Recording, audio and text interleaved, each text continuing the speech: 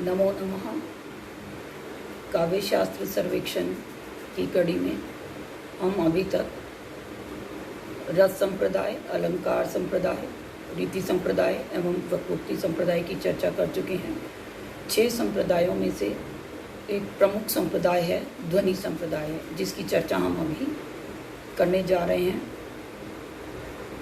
संस्कृत काव्य शास्त्र का अत्यंत व्यापक सिद्धांत है ध्वनि संप्रदाय। इसके संस्थापक आचार्य आनंदवर्धन ने ध्वनि को काव्य की आत्मा घोषित किया तथा काव्य में प्रचलित सभी पूर्व प्रतिष्ठित तत्वों का यथा अलंकार, रीति एवं रस को ध्वनि में अंतर्मुख सिद्ध कर दिया। व्याकरण शास्त्र में ध्वनि की सोट व्यंजना मानी गई है। सोटवादी वैयाकरणों ने शब्दों के आभ्यंतर रूप को सोट कहा है। सोट का व्युत्पत्तिपरक अर्थ है जिससे अर्थ सुटित होता है। शब्द आशुतर विनाशी है, किंतु शब्द के विभिन्न वर्ग क्रमशः उच्चरित होते हुए नष्ट होते रहते हैं। नष्ट होने से पहले वर्ण आगामी वर्ण को अपना संस्कार दे जाता है। यही क्रम वाक्य के अंतिम वर्ण तक चलता है। अंतिम वर्ण की ध्वनि पूर्ववर्ती वर्णों के अलंकारों के साथ मिलकर अर्थ की व्यंजना कर देती है। इस प्रकार वर्णोच्चारण जो स्फोट को प्रकट करता है वह ध्वनि है एवं अंतिम वर्ण की व्यंजना प्रक्रिया ही सोट है। इसी सोटवाद को ध्वनिकार ने ध्वनि का आधार बताया है, जैसा कि भाव प्रकाशन में कहा गया है। सवर्ण व्यंजन द्वारा तम अर्थम व्यंजयेत सुटम सध्वनि सोटः इत्यत्र शाब्दिकः परिभाष्यते। जिस प्रकार श्रूयमाण शब्द अपनी स्वतंत्र एवं पृथक सत्ता में अर्थाभिव्यक्ति नहीं कर सकते, उसी प्रकार शब्द की अभिधा एवं लक्षणा शक्तियों काव्य का पूर्ण सौंदर्य उद्घाटित नहीं कर सकती। इसके लिए व्यंजना नाम की तीसरी शक्ति की आवश्यकता पड़ती ही है। यह व्यंग्यार्थ घंटे पर पड़ने वाली चोट से उत्पन्न होने वाली अनुकरणात्मक ध्वनि के समान है, जो कि चोट की स्थूल टंकार के पश्चात उत्पन्न होती है एवं उससे कई गुना अधिक विस्तृत होती जाती है। मधुरता भी उसी में होती है। यह अनुकरणात्मक ध्वन्यार्थ ही ध्वनि है एवं ध्वनि ही काव्य की आत्मा है। आचार्य आनंदवर्धन ने ध्वन्यालोक नामक ग्रंथ में ध्वनि को काव्यात्मा के रूप में प्रस्थापित किया है। आचार्य आनंदवर्धन का समय 9वीं शताब्दी है। उनके मतानुसार काव्य के आत्मभूत जिस तत्व को विद्वान लोगों ने ध्वनि नाम दिया है, सहृदयों के मन की प्रसन्नता के लिए हम उस ध्वनि का स्वरूप निरूपण करते हैं, जैसा उन्होंने अपने ग्रंथ आनंदवर्धन महोदय ने ध्वन्यालोक में किया है। काव्य मर्मज्ञ जिस आनंदभूत तत्व को ध्वनि की संज्ञा देते हैं, परंपरा ने जिसको बार बार प्रकाशित किया है तथा विशद रूप से अनेक प्रकार जिसको प्रकट किया है, सहस्त्रों सहृदयों के मन में प्रकाशमान उस चमत्कारजनक काव्यात्मभूत ध्वनि तत्व का भी कुछ लोग अभाव मानते हैं, जहाँ पर अर्थ अथवा शब्द दोनों अपनी आत्मा को अपने अपने अर्थ को गौण बनाकर उस व्यंजनार्थ की अभिव्यक्ति करते हैं। वह काव्य विशेष विद्वानों द्वारा ध्वनि नाम से अभिहित किया गया है। काव्य से आत्मा ध्वनि रीति बुद्धैर्यः स्माम्नाथ पूर्वस्तस्यामयं जगत प्रभाक्तम आहुस्तमन्ये केचिद् वाच्यं स्थितं विषये तत्त्वम् ऊचुस्तदीयं तेन ब्रूमः स हृदय मनः प्रीतये तत्स्वरूपम।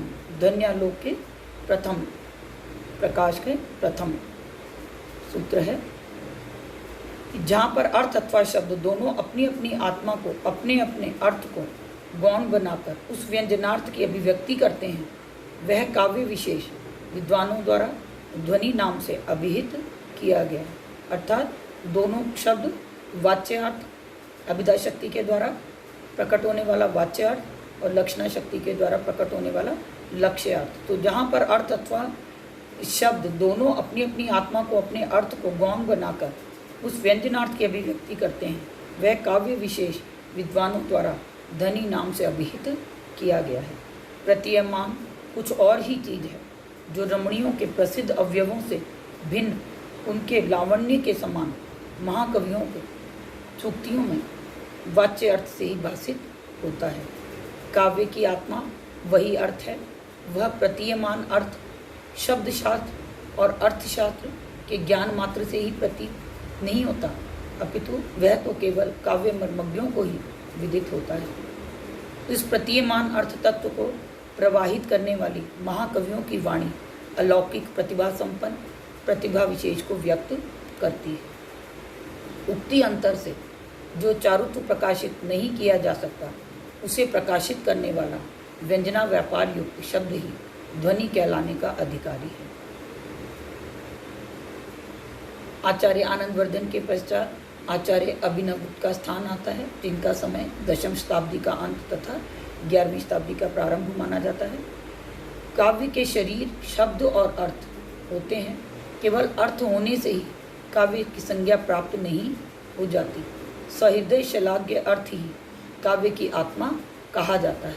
यह अर्थ एक ही होता है, इसमें कोई ना कोई विशेषता तो होनी ही चाहिए। जो भी विशेष है वही प्रतीयमान नामक भाग है। विशेषता में हेतु होने के ही कारण ज्ञानी लोग उसे आत्मा के रूप में व्यवस्थापित करते हैं, ऐसा आचार्य अभिनवगुप्त ने कहा।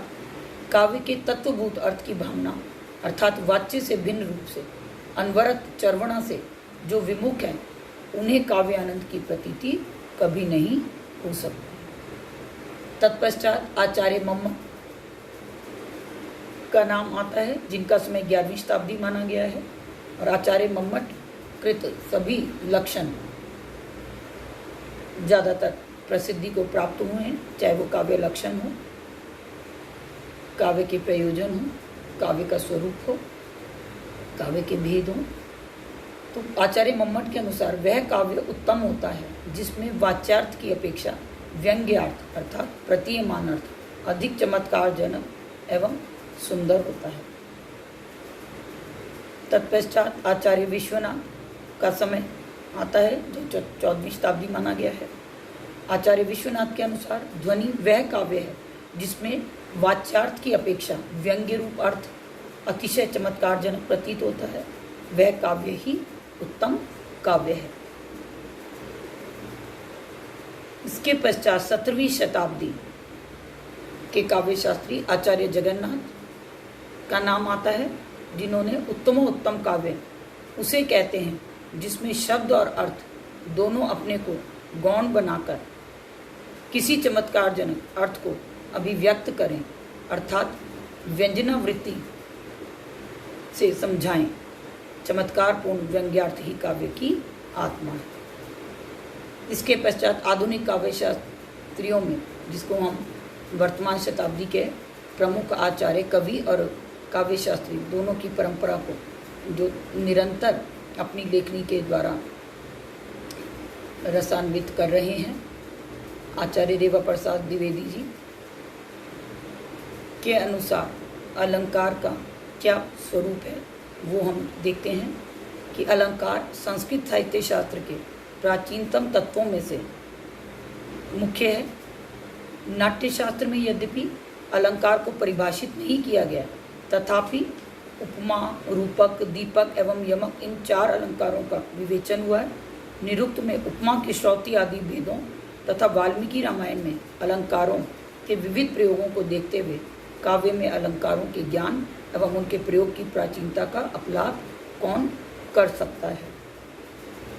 तो भिन्न भिन्न आचार्यों के अलंकार के विषय में भिन्न भिन्न मत हैं।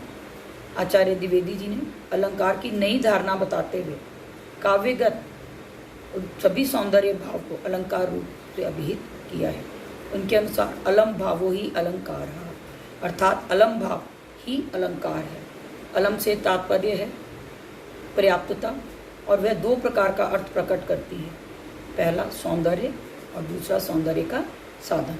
अलंकार शब्द में दोनों अर्थ निहित हैं, जैसे आत्मा, जीवन और ब्रह्म दोनों को व्याप्त कर देती है। जैसे विश्व को प्रकाशित करने वाले सूर्य और चंद्रमा में व्याप्त होकर भगवान अग्नि अपनी संपूर्ण तेजस्विता के साथ विराजमान रहते हैं, उसी प्रकार अलंकार भी काव्य के सौंदर्य तथा उसके साधनों को व्याप्त करके स्थित रहता है, जैसा कि काव्य अलंकार कारिका की 29वीं कारिका में कहा गया है कि अनलो भगवान मूलभूतो विश्व चमत्कृत है पुष्पवंताम अभिव्याप्य है यथा सम्यक विराजते अलंकारो अपि काव्य से तथा सौंदर्य तत्कृत हो। तो डॉक्टर द्विवेदी का अलंकार शब्द अलंकारवादियों के द्वारा प्रयुक्त अलंकार शब्द से व्यापक है। अलंकारवादियों ने अलंकार शब्द का प्रयोग वाच्यार्थ में किया है, परंतु डॉक्टर द्विवेदी ने अलंकार को वाच्य नहीं माना है। वे अलंकार की वाच्यता के स्थान पर प्रतीयमानता को स्वीकार करते हैं। उनका तर्क है यदि अलंकार वाच्य है तो सौंदर्य शब्द के प्रयोग मात्र से ही चमत्कार की प्रतीति हो जाएगी, परंतु ऐसा संभव नहीं है। अतः अलंकार वाच्य नहीं अपितु प्रतीयमान है। डॉक्टर द्विवेदी रूपक आदि अलंकारों में आरोप आदि की वाच्यता का निराकरण करते हैं। आरोपो रूपकस्य आत्मावाचकः तस्य तत्रकः एवं च अध्यवसानस्य अतिशयोक्तौ क्व शक्यता। इस प्रकार डॉक्टर द्विवेदी ने अलंकार की काव्य निष्ठा के आधार पर काव्य के आत्मस्वरूप का प्रतिपादन किया है।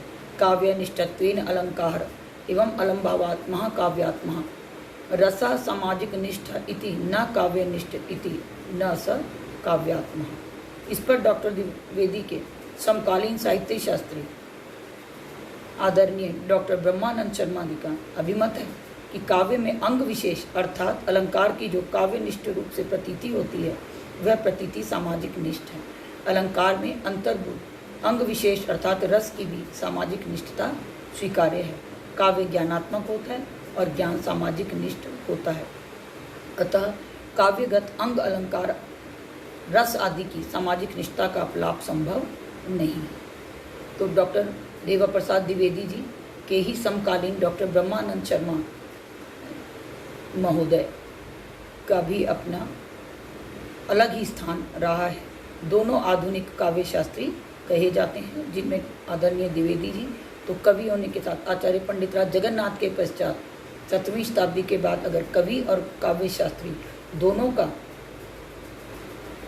स्वरूप देखने को मिलता है तो वो आचार्य देवा प्रसाद द्विवेदी जी के रूप में देखा जा सकता है, आधुनिक कवि और काव्य शास्त्री के रूप में। डॉक्टर द्विवेदी के द्वारा अलंकार की व्यापकता को मानते हुए सभी काव्यांगों का उसमें अंतर्भाव स्वीकार किए जाने पर भी डॉक्टर शर्मा का उनसे मतभेद है। इनके मतानुसार अलंकार में सभी काव्यांगों का अंतर्भाव नहीं किया जा सकता, क्योंकि अलंकारिकों के द्वारा अलंकारों का प्रतीक लक्षण प्रति उदाहरण जो विवेचन किया गया है उसके आधार पर अलंकार का वाच्य सौंदर्यात्मक रूप ही ग्रहण करना उचित है। अस्तु, आज की कड़ी में अलंकार ध्वनि संप्रदाय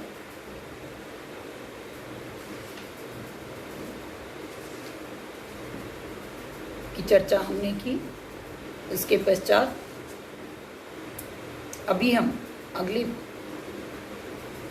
कड़ी में औचित्य संप्रदाय की चर्चा करेंगे और तत्पश्चात हम काव्य प्रकाश ग्रंथ का अवलोकन करेंगे, जिसमें काव्य के लक्षण, काव्य के स्वरूप इत्यादि की चर्चा की जाएगी। यथाक्रम उसी समय अन्य काव्य शास्त्रियों के मतों का भी वर्णन आप तक प्रस्तुत किया जाएगा। अस्तु, नमो नमः।